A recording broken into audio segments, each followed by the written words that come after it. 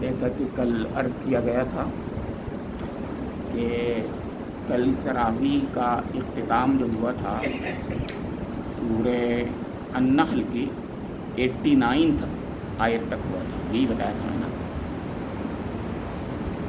آج 90ویں آیت سے شروع ہوئی ہے، بہت ہی مارکۃ الآراء آیت ہے۔ اس سے پہلے کی آیت بھی مارکۃ الآراء ہے، اور ہر قرآن پاک کی آیت بہت ہی اہم ہوتی ہے۔ اور ذرا اس کو آخر سے جوڑتے ہیں، یعنی شروع جو ہوتا ہے یہ ان اللہ یامر بالعدل والاحسان وایتاء ذی القربى وینہی عن الفحشاء والمنکر والبغی یعظکم لعلکم تذکرون۔ یہ وہ ہے جو خطبے میں ہم لوگ سنتے ہیں، اور یعنی اللہ تعالیٰ کی طرف سے آنے والا ایسا کلام کہ اس کو کوئی چیلنج نہیں کر سکتا۔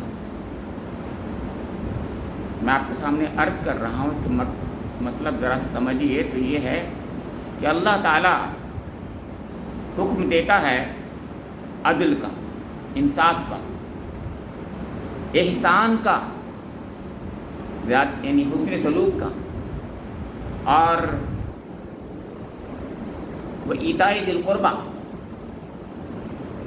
اپنے قرابت داروں اور رشتہ داروں کو دینے کا حکم دیتا ہے۔ 3 باتیں۔ وینہی عن الفحشاء والمنکر والبغی، 3 چیزوں سے روکتا ہے۔ فحشاء سے، گندی چیزوں سے، گندے اعمال سے، گھناؤنے اعمال سے کہنا چاہیے، فحش چیزوں سے۔ منکرات سے، جس کو دنیا میں ہر زمانے میں برا سمجھا گیا ہے۔ معروف کے برخلاف منکر ہوتا ہے۔ معروف وہ چیز، مشہور و معروف کے ٹرم میں آپ بھی جانتے ہیں، جب سب جانتے ہیں کہ ٹھیک ہے وہ اچھی چیز ہے، تو شریف لوگ جو ہیں اس کو اچھا سمجھتے رہے ہیں، اس کی جسٹ اپوزٹ جو ہوتا ہے وہ منکر ہوتا ہے۔ اور والبغی، بغاوت روکتا ہے۔ یعظکم لعلکم تذکرون، تم کو وہ واعظ کرتا ہے، نصیحت کرتا ہے، بات کے معنی نصیحت ہوتی ہے، شاید کہ تم سے ذکر حاصل کرو گی۔ اب یہ جو ہے آپ کا جو سسٹم میں کل ان پر کئی روز سے شروع کر رہا ہوں، سسٹم آف گائیڈنس ہے، جو ڈیوائن سسٹم آف گائیڈنس ہے، اس ڈیوائن سسٹم آف گائیڈنس کے اندر اللہ تعالیٰ کا ایک نظام تشریعی ہے، یعنی شریعت کا نظام ہے، جس کی ایک آیت میں نے پیش کر دی جو آج شروع ہوئی۔ اسے کہتے ہیں شریعت۔ شریعت کے احکام کیا ہیں؟ ایک آیت صرف آپ کے سامنے پیش کی جو شروع کی تھی، اور کل بھی جو آیت تھی نزلنا علیک الکتاب تبیانا لکل شیء ہدی ورحمۃ وبشریٰ للمسلمین۔ یہ کتاب جو ہے ہم نے آپ پر نازل کی ہے، اللہ تعالیٰ فرما رہا نزلنا علیک الکتاب تبیانا لکل شیء، ہر چیز کی وضاحت کرتی ہے۔ آپ سوچیں، تھنک کریں، وضاحت کرے گی، بتائے گی، کھول دے گی۔ اور ہدم ورحمتم وبشریٰ، اور 3 صفات اس کے اندر اور ہیں۔ ہدایت ہے اس کے اندر، یعنی گائیڈنس ہے، جس کو میں ڈیوائن سسٹم آف گائیڈنس کہتا ہوں، اور رحمت ہے اس میں اللہ تعالیٰ کی، اور بشارتیں ہیں مسلمانوں کے لیے، مسلمین کے لیے، یعنی جو سرنڈر کرنے والے ہیں ان کے لیے۔ مسلمان ہوتا سرنڈر کرنے والوں کے لیے۔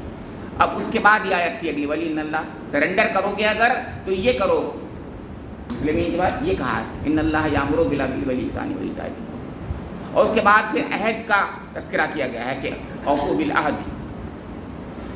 اس میں کون شک کرے گا جو بات اس میں فرمائی گئی؟ اس کا مطلب یہ ہے کہ وہ ڈیوائن سسٹم جو ہے وہ کریٹر کی طرف سے آ رہا ہے، یقیناً کریٹر کی طرف سے آ رہا ہے، اس میں کوئی شک نہیں ہے کہ وہ جو ہے کسی اور ہستی کی طرف سے نہیں آ رہا ہے، کیونکہ اس کے اندر جو کمانڈمنٹس ہیں، جو ایڈکٹس ہیں، جو احکامات ہیں، جو فرامین ہیں، اس کو کوئی چیلنج نہیں کر سکتا۔ اب کر سکتا ہے تو بتائیں، کیا کسی کو شک ہے کہ دنیا کے اندر عدل سے بہتر کوئی اور ویلیو ہوتی ہے؟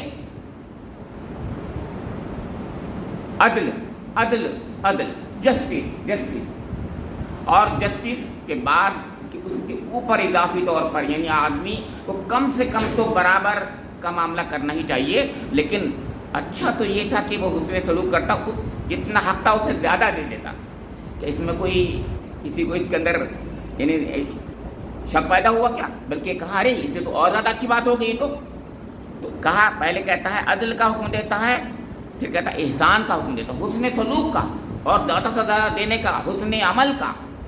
احسان میں ان تعبد اللہ کانک تراہ فإن لم تکن تراہ فإنہ یراک میں، یعنی عبادت میں وہ حسن، معاملات میں وہ حسن، یعنی جتنے دنیا کے رویے ہیں ان سب میں حسن کا، حسن سلوک کا. اور اس حسن کا میں ذکر کر رہا تھا کل بیوٹیز کے تعلق سے کہ کائنات میں بیوٹیز ہیں، پیٹرن ہیں، ہے نا، کوہیرنس ہے. یہ تمام باتیں جو بتا رہا تھا اسی میں حسن کو جوڑیے احسان کے ساتھ میں. اور پھر کون نہیں چاہے گا کہ اپنے لوگوں کو، ہم سے کوئی کہا جائے، کوئی کہے کہ بھائی اپنوں کو دے دو، تو ہر ایک کہے گا ہاں یہ تو اس سے اچھی بات تو ہو ہی نہیں سکتی. بس غیروں کو دلوائیں گے تو ہر ایک کہہ سکتا ہے یار میں میری چیز ہے کہ میں کیوں غیروں کو دے دوں، لٹا دوں. لیکن اگر اس سے کہا جائے تم اپنوں ہی پر خرچ کر دو تو ہر ایک کہے گا یہ تو بہت اچھی بات ہے. کیوں صاحب؟ یہی ہے ایتاء ذی القربیٰ کا مطلب، اپنوں پر خرچ کرو. تو کتنی خوبی کی بات تھی. اور عن الفحشاء والمنکر ینہیٰ عن الفحشاء، منع کرتا ہے بہت چیز سے. مجھے بتائیے کون شریف شخص جو ہے گھن نہیں کرتا ہے بہت چیزوں سے، نیوڈنیس سے، گندی باتوں سے. اور نیوڈنیس کتنی قسم کی چیزیں ہوتی ہیں، فوج کتنی چیزیں ہوتی ہیں. اس میں ایک بات میں بتا دوں، زنا تو ہے ہی، بھیک مانگنا بھی ہے اللہ کے رسول کے مطابق. سوچئے کبھی گھناؤنا عمل ہے یہ. ایسے ہی بہت سی چیزیں بتائی ہیں، سود کو بھی بتایا ہے، زنا کو بھی بتایا. اس قسم کے تمام گھناؤنے عمل ہیں. یہ کو پسند انسان، ایک شریف انسان پسند نہیں کرتا. اور پھر منکرات کی ایک لسٹ ہے دنیا بھر میں، بہت سی چیزیں جو ٹھیک نہیں ہیں. اور بغاوت، مجھ سے آپ بغاوت کریں مجھے ہی پسند نہیں ہوتا، بچہ ہی پسند نہیں کرتا بغاوت کو، تو ان حد سے گزر جانے کو کوئی پسند نہیں کرتا. مطلب اس میں جو جو ویلیوز بتائی ہیں، 3 پازیٹیو اور 3 نگیٹیو، اس میں آپ ذرہ برابر بھی کوئی اضافہ نہیں کر سکتا اپنی طرف سے. ہاں یہی کہیں گے اس سے بہتر کوئی چیز ہو ہی نہیں سکتی، ہے کہ نہیں. تو ڈیوائن سسٹم یہ ہے وہ شریعت کا، اسے نظام شریعت کہتے ہیں. رب کریم نے اپنے انبیاء کرام کے ذریعے سے اس کو بھیجا. اب سنیے گا آخری آیتیں جو پڑھی ہیں آج، وہ قصہ موسیٰ اور خضر کو پڑھایا آج ہمارے قاری صاحب نے. اب عجیب بات ہے، بالکل سورہ کہف کی آخری نہیں ابھی آئے تھے وہ، مطلب آج کے تراویح میں آخری جو آیتیں پڑھی ہیں، آخری رکعت میں جو آخری آیتیں پڑھی ہیں وہ پڑھی ہیں موسیٰ اور خضر. یہ کیا ہے؟ یہ نظام مشیت ہے جس کا میں ذکر کر رہا تھا. یعنی ایک وہ نظام ہے جو اللہ تعالیٰ کو پسند ہے، نظام شریعت. وہ چاہتا ہے کہ میرے بندے اس پر عمل پیرا ہوں. اور اس کے لیے اس کی تائید میں اللہ نے پوری کائنات کھڑی کر دی ہے. بہت چیزیں میں جو کہہ رہا ہوں یہ کل بتایا تھا میں نے، ایسے پرسوں ہی بتایا تھا. کائنات پوری کی پوری ہم آہنگ ہے اس سے. یعنی جو اللہ رب کریم چاہتا ہے ایسا کرو ایسا کرو ایسا کرو، اس کے فیور میں، سپورٹ میں پوری کائنات کھڑی ہوئی ہے. اسی لیے میں نے کل کہا تھا کہ بک آف نیچر کے ذریعے سے بک آف گاڈ کو پڑھا کرو. بک آف نیچر کے ذریعے سے کیسے پڑھیں گے؟ کیونکہ جب وہ اس کو دیکھتے ہیں تو وہ بالکل نظام شریعت کے سپورٹ میں آ جاتی ہے چیزیں. جیسے میں نے کہا تھا کہ سورج کو دیکھتے ہیں تو توحید خود بخود ہمارے سامنے آ جاتی ہے. رسالت اور آخرت تینوں کے تینوں عقیدے جو ہیں، یعنی جسے پوری کی پوری آیات ہیں، یہ آیات کائنات جو ہیں آیات الہی کے سپورٹ میں تائید میں آتی ہیں. یہ تو بہت آسان کام ہے نہیں؟ تو اسی لیے اللہ تعالیٰ نے اس کو کرایا کہ وہ پسند کرتا ہے اس کو، اس نظام کو، نظام شریعت کو. اب ہے ایک نظام مشیت، وہ جو ہے ظاہر نظر ہمیں نظر نہیں آتا، پردوں کے پیچھے ہے. اس کا ذکر میں کر چکا ہوں سورہ رعد میں، فرشتوں کا نظام ہے یہ بتا چکا ہوں سب آپ کو. تو ایسے ہی اب اس نظام کا ایک لیول ہے.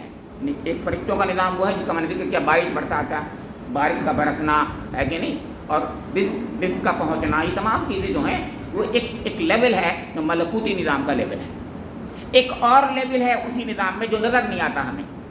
اس کے ایک بڑے کارکن جو ہیں خضر علیہ السلام ہے. یہ حدیث سے پتہ چلتا ہے، قرآن میں ذکر ہے، نام نہیں لیا ان کا. وَعَلَّمْنَاهُ مِن لَّدُنَّا عِلْمًا کہا ہے، ہم نے ان کو علم دیا ہے اپنا خاص علم. تو یہ نظام مشیت ہے. اس کا مطلب یہ ہے کہ دونوں نظام مل کر کے کائنات کو پورا کرتے ہیں, مکمل کرتے ہیں. یا یوں کہوں گا میں کہ وہ جو ڈیوائن سسٹم آف گائیڈنس ہے اس کا کمپلیشن جو ہوتا ہے یہ دو سسٹم سے ہوتا نہیں کرتا. ہمیں دونوں پہ ایمان لانا ہے. جب ہم دونوں پہ ایمان لائیں گے تب ہم مکمل مسلم بنیں گے, مومن بنیں گے. ایک تو ظاہر ہے, ایک تو جو ہمیں کرنا ہے اس کے لیے اللہ نے پوری سپورٹ دے دی ہے, پوری کائنات کھڑی کر دی ہے ہمارے لیے, پوری کائنات کھڑی کر دی ہے. سورج, چاند, رات, دن, ہر چیز جو چیز چل رہی ہے, ہر چیز جس کو قانون فطرت کہتے ہیں سب نے, اسی کے ساتھ چل رہا ہے. سب چیزیں چل رہی ہیں ایسی, یعنی اس کے سپورٹ میں چل رہی ہیں بالکل. ایک وہ نظام ہے جس کو ماننا ہے. کیا ماننا ہے؟ اچھا ایک بات اور بتاؤں, دونوں جو ہیں اللہ تعالیٰ کے خیر, الٹیمیٹ خیر پر مبنی ہے. یعنی اس کے پیچھے اللہ کی خیر ہے. الٹیمیٹلی اس کے اندر اللہ کی طرف سے ایک ایسے یعنی ہمارے حق میں بہتری کے فیصلے ہوتے ہیں دونوں کے لحاظ سے.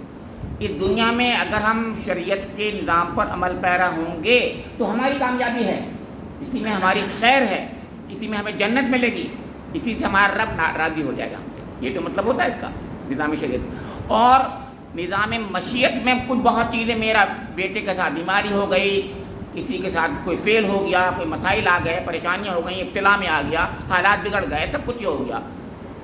اس میں ہمیں یہ یقین رکھنا ہے کہ اللہ رب کریم جو ہے جو بھی کام کرتا ہے بہتری کرتا ہے, اس میں بہتری ہوگی, یقین کرنا ہے. میرا رب سے تعلق قائم ہو جائے گا. تو ہمیں اپنے رب سے تعلق قائم کرنا ہے, تو اس پہ یقین کرنا ہے کہ میرا رب جو ہے بہتر ہی کرتا ہے, ٹھیک ہی کرتا ہے. اگر ایسا نہیں سوچوں گا تو نقصان کس کا ہے؟ میرا. کیونکہ مجھے راتوں کو نیند نہیں آئی, مجھے اطمینان نہیں ملے گا. اطمینان کب ملے گا؟ جب میں سوچ لوں گا کہ میرا رب جو کرتا ہے وہ بہتری کرتا ہے, اس نے بہتری کی ہوگی, سکون ملے گا. اس سے فائدہ مجھے ہی ہے. تو یہ آخری آیت تھی, یہ پہلی آیت تھی. وقت کم ہوتا ہے, میں بتا رہا ہوں. بات میں ایک دو باتیں اور عرض کر دیتا ہوں. اس نظام میں ڈیوائن سسٹم آف گائیڈنس میں اللہ تعالیٰ کس طریقے سے یعنی اپنی بات پہنچاتا ہے, وہ میں نے بتایا تھا. اس کو ہم تذکیر کہتے ہیں. یہ تذکیر ہی ہے. اللہ تعالیٰ کا قرآن پاک جو ہے ذکر ہے. انا نحن نزلنا الذکر وانا لہ لحافظون. کل کی آیت تھی, 9ویں آیت تھی سورہ الحجر کی. تو اس میں بھی یہی بات بتائی گئی تھی. مطلب کہنے کا یہ ہے کہ ذکر جو ہے یہ یاد دہانی ہے. اصلی مقصد کس کی یاد دہانی؟ حقائق کی. حقائق کائنات کے پیچھے الٹیمیٹ ریالٹیز ہیں, کچھ الٹیمیٹ ٹروتھس ہیں, کچھ سچائیاں ہیں, کچھ حقیقتیں ہیں. سب سے بڑی حقیقت رب کریم کی ذات گرامی ہے. اور حقیقتیں یہ ہیں جو ہم نے رسولوں کے ذریعے بتائیں. جنت ہے, دوزخ ہے, فرشتے ہیں, نظر نہیں آ رہا کچھ نا, لیکن ہم مان رہے ہیں. تو یہ الٹیمیٹ ریالٹیز ہیں, ان کو ماننا, یہ اس کے اندر آپ کا نظام آیا. تو اس کی تذکیر کرنا ہے. اب تذکیر کی کئی شکلیں ہیں, یہ بتانا چاہتے ہیں.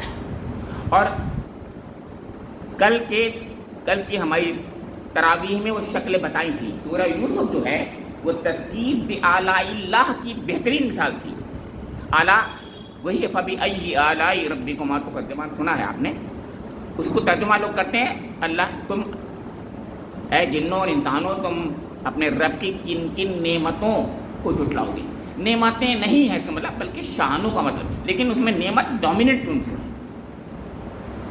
حضرت یوسف علیہ السلام کا پورا قصہ جو ہے اللہ کی اس شان کا مظہر ہے جو اس نے دکھائی ہے دنیا کو.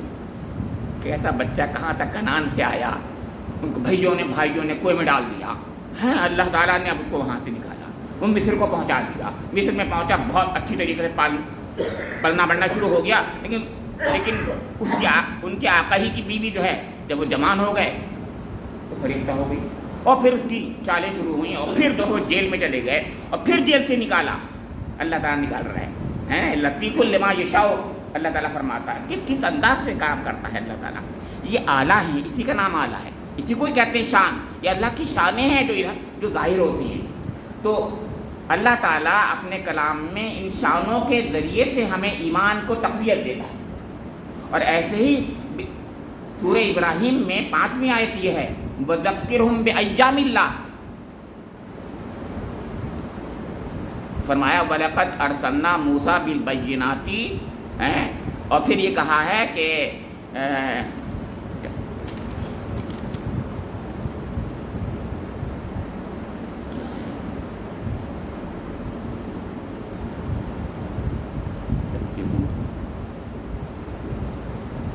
بہرحال وذکرہم بایام اللہ ان فی ذالک لآیات لکل صبار شکور.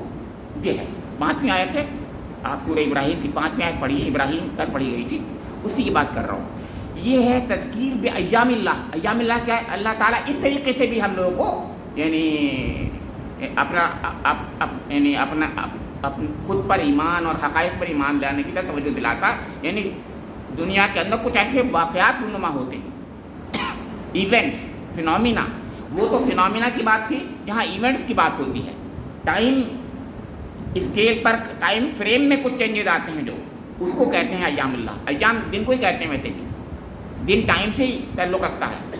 تو کچھ ایسے خاص دن دنیا میں گزرے ہیں جو یاد رکھے گئے. جیسے فرعون ڈوبا، یہ دن یاد رہے گا، ہے کہ نہیں؟ موسیٰ علیہ السلام کو اللہ نے مبعوث کیا، دن یاد رہے گا. ایسے ہی ہم یاد رکھیں گے والی بات آپ جانتے ہیں، یہی چیز ہے. تو یہ دن کچھ ایسے ہوتے ہیں تو اللہ تعالیٰ ان کے ذریعے سے یاد دہانی کراتا ہے کہ اے میرے بندو، اللہ تعالیٰ فرماتا ہے کہ ان دنوں کو یاد کر کے اور تم ہدایت حاصل کرو، گائیڈ کرو، یعنی اپنے رب کی طرف متوجہ ہو جاؤ، تو تمہاری کامیابی ہو جائے گی اور ان سے صحیح سبق حاصل کرو گے. تو یہ تذکیر بایام اللہ اور تذکیر بآلاء اللہ خاص طور سے چلتی چلی آتی ہے. بات وقت ختم ہو جائے گی. یہ یہاں ہی نہیں ہے، اور جگہ پر بھی ہے. میں نے بتایا سورہ رحمان میں بھی ہے اور سورہ قمر میں بھی ہے. سورہ قمر جو ہے تذکیر بایام اللہ ہے، تو سورہ رحمان جو ہے تذکیر بآلاء اللہ ہے. فبأي آلاء ربكما تكذبان ہے. ایسے ہی چلتا جاتا ہے. قرآن میں ایسے آتا رہتا بار بار، جیسے میں نے بتایا تھا آپ کو. تو یہ ہے قرآن پاک صاحب. اس قرآن پاک سے اس کے اندر اس پورے فریم میں آپ دیکھتے ہیں تو پتہ چلتا ہے کہ ڈیوائن سسٹم آف گائیڈنس میں اللہ تعالیٰ ہمارے لیے سارے سامان کیے جا رہا ہے. بہترین سامان کرتا ہے، بہترین طریقے سے ہدایت دیتا ہے ہمیں. اس ہدایت کو کوئی دنیا والا چیلنج نہیں کر سکتا. اسی کو میں کہتا ہوں قرآن پاک ایک معجزہ ہے.